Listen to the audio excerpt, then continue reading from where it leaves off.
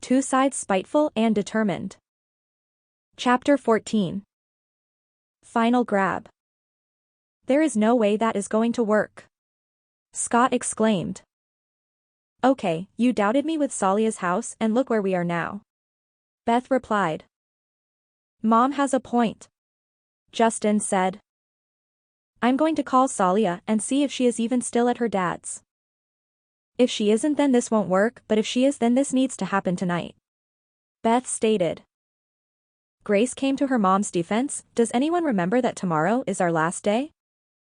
If it doesn't work, then we can say that we tried every possibility. Thank you, daughter. Beth laughed. At least one person is still serious about this case.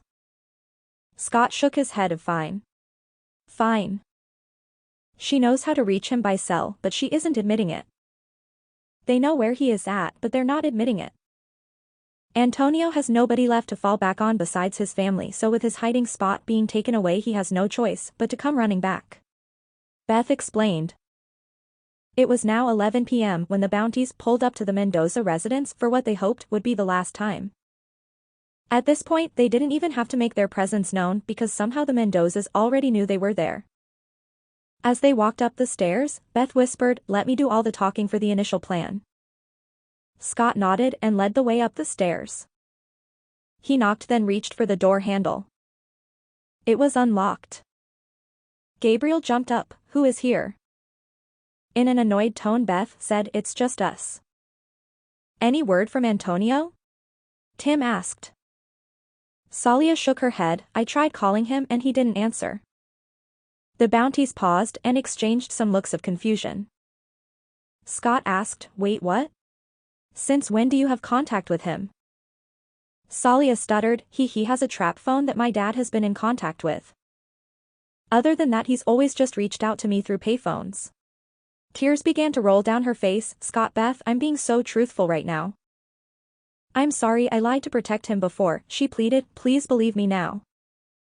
If he doesn't come in tonight, you can arrest me. Beth sat down next to Salia. In a calm voice she said, We aren't going to do that because it's not you that the court wants. Now that we know that you're agreeing to help us, we have a plan. She listened in. Beth began to explain. Tricky informed us that if the guys at the ranch find out it was Antonio's father who ratted their pad out, then they'll kill Antonio. You guys as a family wouldn't want that, so you're going to offer Antonio to stay here for the night. Salia asked, What do you want me to do? Beth continued, You are going to call him and in the most panicked voice say you can't go back to the ranch because Dad ratted it out to the bounty hunters, so you aren't safe there. Don't mention anything about us and just say it's safe to stay here. Dad said it's been taken care of. But he isn't answering. Gabriel butted in. Yeah. He won't answer. Beth resumed, Then you repeatedly call him until he does answer. And leave voicemails so he believes this is real. You have always been there to get him out of trouble, so why would you stop now? He'll believe it more coming from you since you can play the part of being concerned. Salia breathed deeply. Okay. Then what? Scott chimed in, You're going to tell him that Scott and Beth just arrested Tricky and took him to jail, so shit is getting very real. If anyone finds out your dad ratted out their hiding spot, you're a dead man. I don't know if I can do this. Salia mumbled, What comes after this?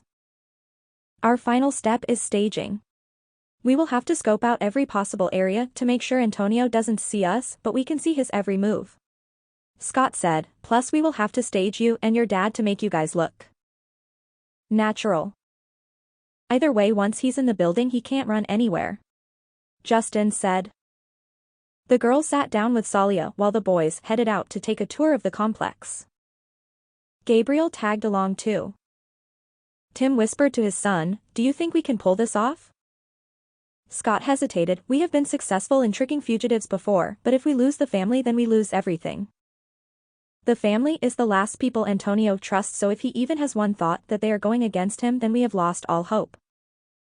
So to answer your question, no, we probably can't. First things first, we should move the cars in case they are successful with their first phone call.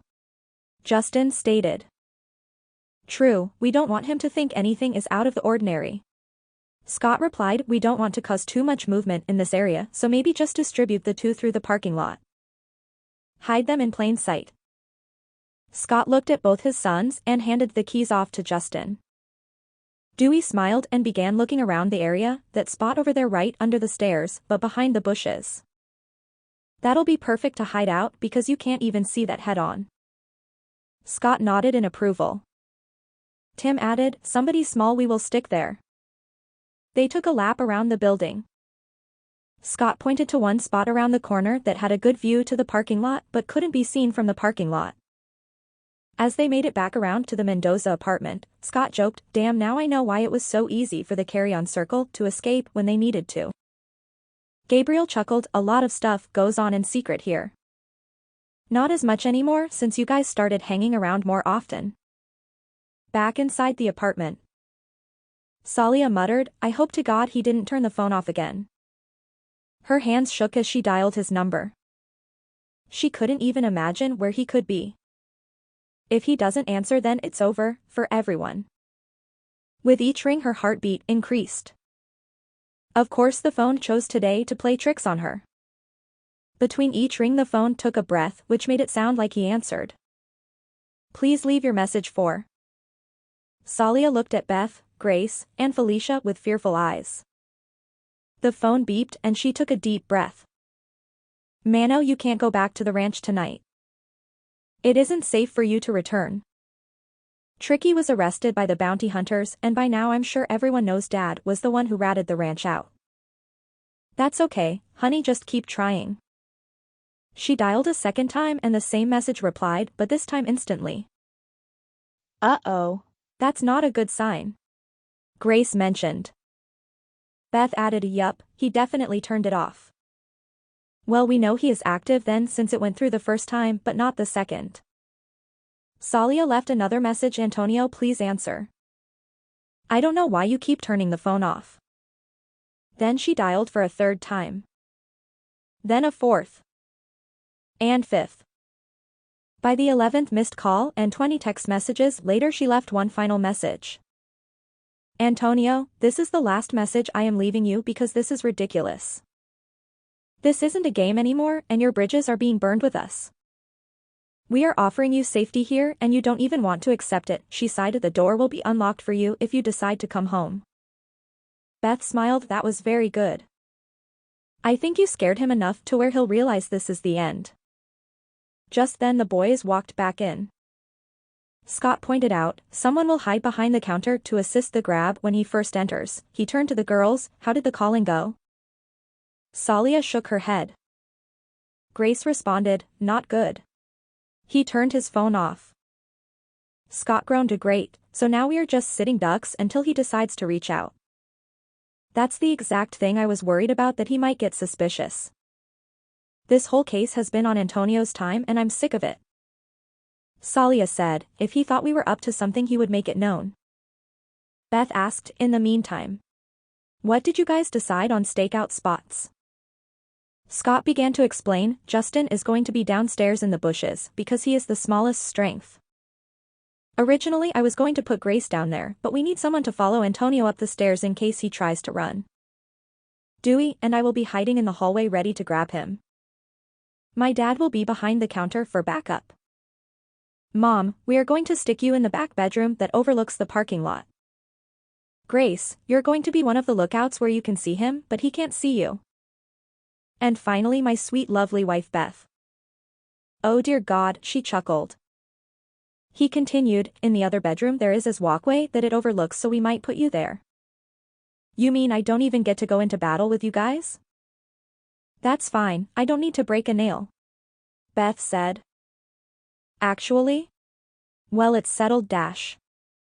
No. I'm not serious. I'll assist you guys with the grab. Not to be rude, but I think I'm stronger than Tim.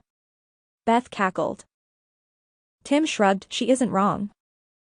I ain't as good as I once was. Scott turned to the Mendozas, now you guys.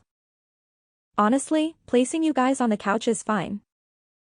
He doesn't need to fully process your guys' actions because he won't have time to. Another thing is we need to make sure they are out of the line of fire. It might look weird, but you can't get up and greet him right away. We need to make sure he is fully inside before we strike. Justin explained. That's a very good point, son. Scott said everything is going to happen so fast, so just lay low and act like everything is normal. Beth added, normal meaning related to the story. Scott turned to Salia, I try and call him again. In the meantime, we will practice what will go down on the inside. Salia hesitated, please, I don't know if I can do this alone. What if he answers? Scott rolled his eyes, just come with us. Grace smiled at her brothers, the adrenaline is real. We don't get to do this often. Dewey laughed, for real, usually it's just grabbing and going. Justin chimed in, it's giving us a chance to use our brains to be strategic. Scott snapped, come on guys, let's go. Felicia sat with Salia on the couch for support. Scott led the way as the family followed closely behind him. He shined the flashlight down the walkway, Grace, that's where you're going to be. You're bird dog, so once you see him you let us know. She nodded. Okay, let's run through every possible scenario. There aren't many paths from the entrance to get to the Mendoza house, so we have to assume his guard is going to be up. We have to hide in the shadows so nothing looks out of the ordinary. Husband. We don't have any extra people to be an Antonio dummy, so will you serve as him for our run-throughs? The biggest smile formed on his face, absolutely I will. Good. He turned to Salia, where would be the most common place he would come from? Probably where we are standing because it's the closest to the parking lot, she replied. Okay. Perfect, so husband, I want you to walk out of sight from here, count to 30 then start walking back. Scott ordered. Salia's husband nodded his head. The rest of us run to our hiding spots. Scott exclaimed. Justin hopped in the bushes as the rest of the crew ran upstairs. Tim jumped over the counter. Felicia ran into the back bedroom. Beth, Dewey, and Scott scaled the walls. Salia jumped up during all this commotion.